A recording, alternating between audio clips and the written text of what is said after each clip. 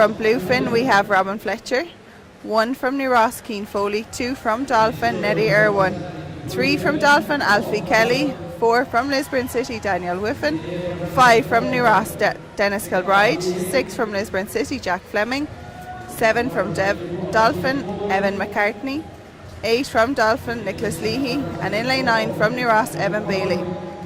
So a good mix here, but like with the youngest is 14 there in lane 9, Evan Bailey, and we go up to 20, so it's still quite young, isn't it, for an 800 freestyle final? Yeah, very young.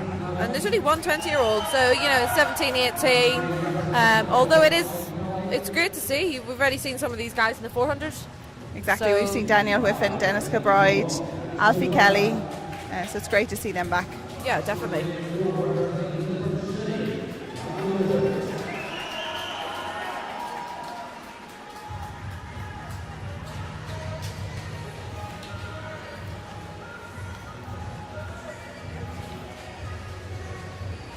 So you see the guys all getting ready to line up for the start. They will be wrapping up warm so that they keep their muscles nice and warm before they get in. And then now they've got to activate and get ready.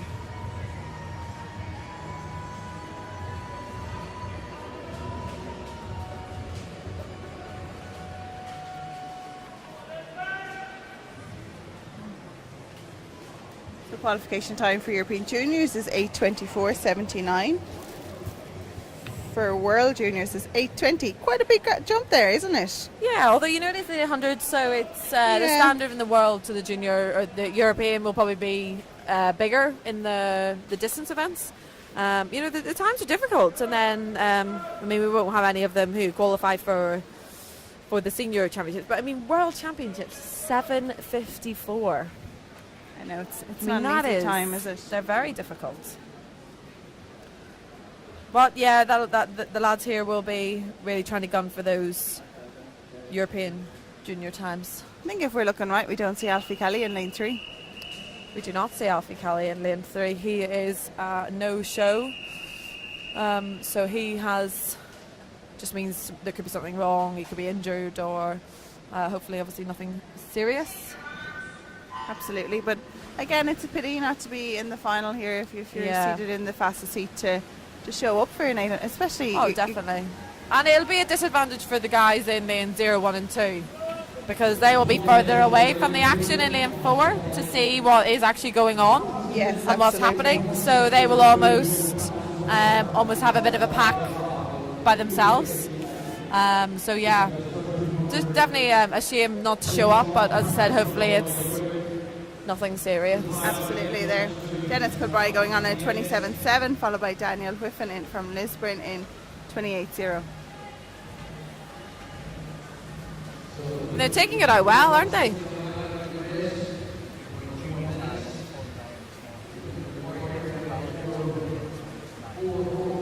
Daniel Whiffen there in lane 4 is taking this first 100 out.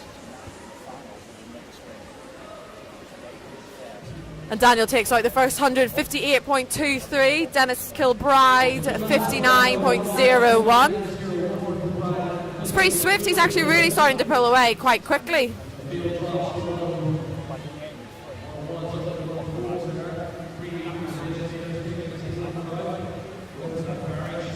He looks very strong here now as he goes in the first. He is really starting to pull away, isn't he, Grundy, from that coming into the 150 metre mark? Absolutely. For all of them pretty much turning for the first 50 together. There's Daniel Whiffen taking it out at 1:28.68, and was just speaking to John Ruther, and Alfie Kelly actually qualified for European Juniors in the 400 IM this morning. Okay.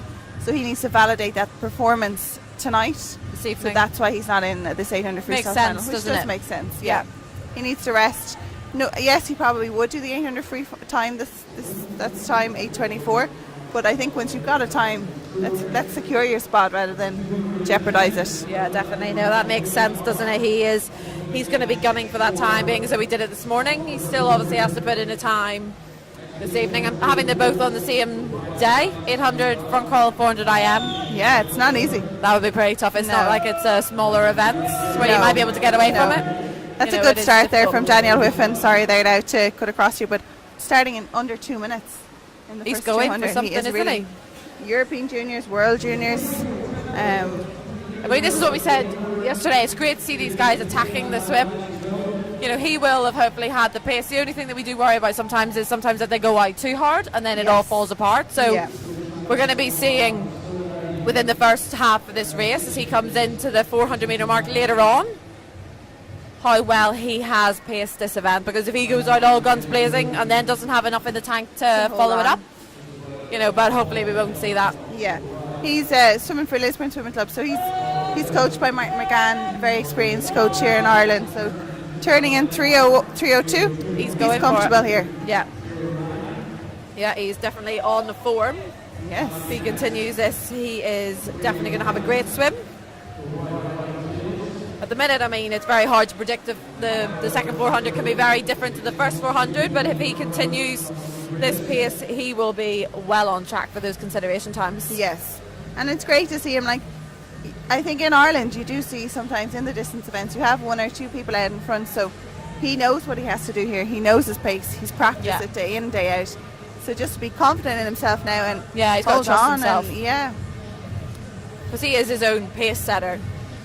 He's setting the pace for himself and the rest of the field. Yeah. So, I mean, I don't know about you, but sometimes, I mean, there's advantages and disadvantages of it. Sometimes I quite liked being out in the front because there was no pressure on anyone else at your feet and you just had to trust yourself. But then sometimes it's great whenever there's people beside you really pushing you on. Yes. But he now won't be thinking about anybody beside him. He doesn't have to worry about anybody beside him because he has turned the first 400 4:04.76. I'm pretty confident. It's a great swim. Absolutely. He's definitely going to go under World Junior time, 8:20. He's really in control there, turning in 4:04. He needs to come back 4:16 on this second 400. And by looking at him, he's well capable of coming back in 4:16. He doesn't look like he's slowing down, does he? But, no. But then it can still all change. You know, he has to make sure that he's got the meterage and the pace that he's practiced in his own training. But with Martin McGann, I am sure that he has set this out as a clever race. Yes, he's going to have done his training. He's going to be able to back it up. And as we can see, Martin over the far end, he's calm. Yeah, he's not doesn't look panicked at all. He knows that he's well within his capability. Like, those times are not easy either. 8:24 for European Junior, 8:20 for World Junior. There we can hear Martin whistling. So, well, obviously, if Martin was panicking that he was taking it out too quick, he would be telling him to slow it down. To, you know, you can't hold this. So that would say he's got 4:04. So he's averaging 1:04s. 1:04s, yeah. So he does have to keep that on pace 1:04. going. Yes. Yeah. Good long stroke here as well. Breathing to the one side there, breathing to the left, all the way down. Nice 6-speed kick. Yeah, I mean, just looking here, it's actually the two Lisburn swimmers there who are first and second. Yeah. So they've obviously got a good distance program at the minute in Lisburn, training together, working with each other. But it's interesting to see how different clubs have different swimmers in different events. Absolutely, yeah. And I think that's something that reflects on the club program, isn't it? You either have, sometimes you will have a mix of sprint and distance, but more often than not it's sprinter distance. Or distance, yes. Isn't it? Or middle distance even, that can do a bit of both. So. Yeah, it's like UCD are renowned for producing sprinters, so a lot of sprinters will be attracted to that program. Absolutely. So it's just interesting to see over the week. He's very comfortable here, 6:11.5, so he's just 1:03 there for that. Yeah, so he's definitely on pace with 1:04, 1:03. So 2:07 for his 200 there, that third 200. So he needs to come back. If he can hold this pace, he will be well within that time. Yeah, and it's great to see him, like World Juniors, European Juniors. It's breaking out onto that junior scene and getting the experience. Yeah, I mean, he's going to be one of few, if not the only one, who has made the World Junior time this weekend. Yes. So, very exciting. Just turned there at 6:43, so he is tying up maybe ever so slightly here, but still in control. Yeah, I mean, he is coming into the last 100 metres of this 800, so he will be hearing the bell.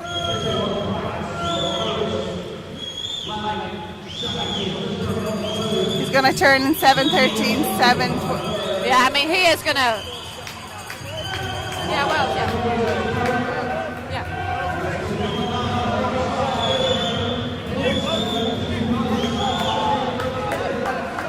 So he just needs to stick with this time to be on for this World Junior Consideration time, which is 8:20.04. So not only, Gonya, could he potentially do the European Junior Consideration time, he is well on track for the World Junior Consideration time. So there he is, 7:44, 7:45. He's going to turn in 7:46. He needs to get back down that pool in 33 seconds, and he has got the consideration time for World Juniors. I mean, fair play to him, Gonya. He has attacked this from the start. He has. There has not been a 50 which hasn't been full of effort and a strong swim. I can see his parents there absolutely gunning for him.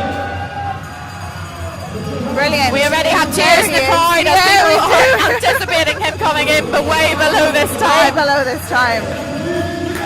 Brilliant. 8:16.79 goes. Amazing. That is European Junior Consideration time and World Junior Consideration time. And his parents are thrilled. And subject to ratification, that is an Irish junior record. That record was set in 2013 from Conor Turner. So it's great to see Daniel Whiffen getting out in.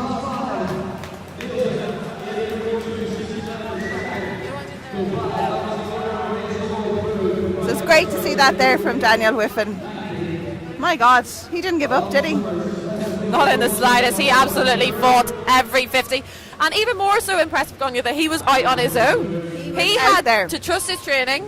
He was over 20 seconds ahead of the lead, so he had to really trust his training and what he was doing. Know that he had the pace and ability to do that.